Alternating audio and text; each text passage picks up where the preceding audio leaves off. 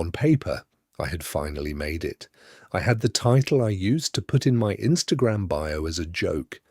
I had the direct deposit that made my 22-year-old self look like a different species. But I realized something terrifying. The more successful I became at my job, the more I felt like a hologram of myself. We don't talk about what happens when you arrive and realize that the energy required to be successful is the exact same energy you used to use to be creative. The job doesn't want your spark, it wants your execution. Creativity is inherently inefficient. It requires boredom. But now my dream job has optimized my brain. It's turned my creative spark into a deliverable.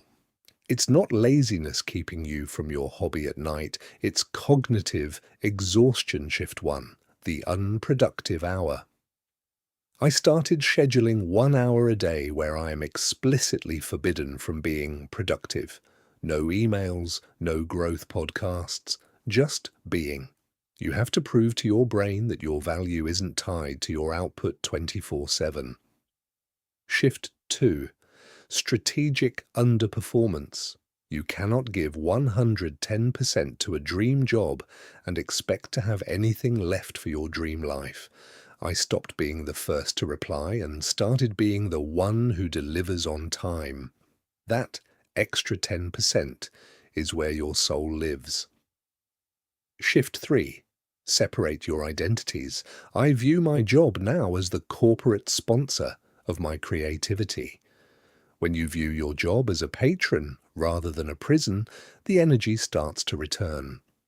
Success is a hollow trophy if you don't recognize the person holding it. If you're feeling like a hologram today, this is your sign to stop being efficient and start being alive. What's one thing you used to love doing before you became successful?